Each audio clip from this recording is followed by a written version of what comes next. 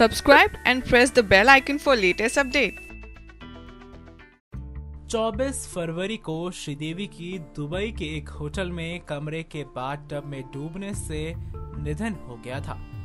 बोनी कपूर ने बताया है कि कैसे वो अपनी पत्नी को सरप्राइज देने के लिए अचानक दुबई पहुंचे थे, कैसे वो गले मिले थे और एक दूसरे को किस किया था और किस तरह इसके करीब 2 घंटे बाद ही उन्हें श्रीदेवी पानी से भरे हुए बाथटब में पड़ी हुई मिली थी।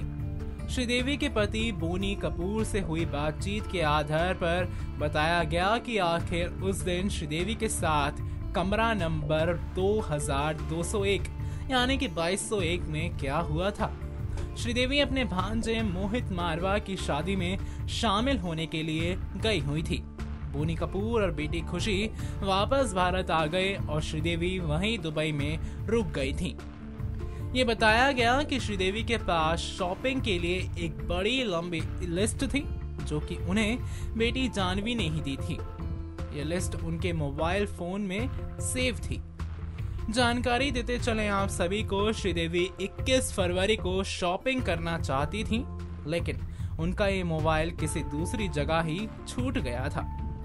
गौर हो कि इसके बाद श्रीदेवी पूरे दिन होटल में आराम करती रहीं। 22 फरवरी को उन्होंने दोस्तों के साथ काफी ज्यादा वक्त बिताया, होटल में आराम किया और फिर बातचीत भी की। 23 फरवरी को उन्होंने आराम ही किया। जी हाँ, 23 फरवरी को भी वो आराम ही करती रहीं। इधर बोनी ने फिर ये तय किया कि वो श्रीदेवी को दुबई पहुंचकर एक सरप्राइज देंगे। बोनी ने बताया, जब उन्होंने मुझसे कहा पापा, श्रीदेवी बोनी को इसी नाम से पुकारती थी, मैं तुम्हें मिस कर रही हूँ। मैंने भी कहा कि मैं भी तुम्हें काफी मिस कर रहा हूँ। मैं श्री से दुबई में शाम को मिलने वाला था। जानवी ने भी मेरे इस फैसले का समर्थन किया क्योंकि वो भी श्री को लेकर डरी हुई थी। श्री यदि अकेली रहेंगी तो पासपोर्ट या अन्य डॉक्यूमेंट जरूर इधर उधर कर देंगी।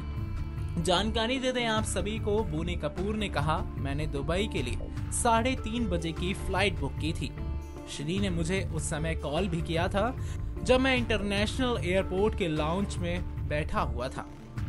मैंने उनसे कहा कि मैं मीटिंग में हूँ, मेरा फोन ऑफ हो सकता है। वो परेशान बिल्कुल भी ना हो, मैं उन्हें मीटिंग के बाद फोन करूंगा।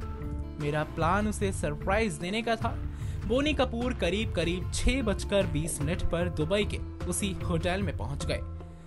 बोनी ने चेक इन की, औपचारिकताएं पूरी की और श्री के रूम में डुप्लीकेट चाबी लेकर चले गए। बोनी श्री को सरप्राइज देने के लिए काफी ज्यादा उत्साहित थे। बोनी ने कहा, हम दोनों खुशी खुशी काफी ज्यादा उत्साह से मिले। उन्होंने कहा कि उससे आभास हो गया था कि मैं उसे दुबई में लेने आऊंगा।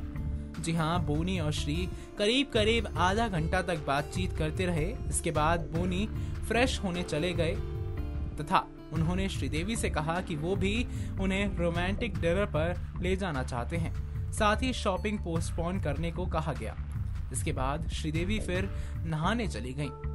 जानकारी दे दें आप सभी को, बोनी कपूर ने बताया कि मैं लिविंग रूम में आ गया और श्री मास्टर बाथरूम में नहाने और साथ ही साथ तैयार होने के लिए चली गईं। मैंने करीब 15 मिनट तक टीवी देखा, फिर मैं बेचैन हो पड़ा था। मुझे ये ख्याल आया कि आज सैटरडे है, रेस्टोरेंट में काफी ज्यादा भीड़ होगी।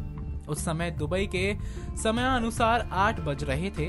मैंने श्री को फिर 2 बार आवाज लगाई, उसकी ओर से कोई भी जवाब नहीं मिला। मैं बाथरूम के पास गया और दरवाजा भी खटखटाया।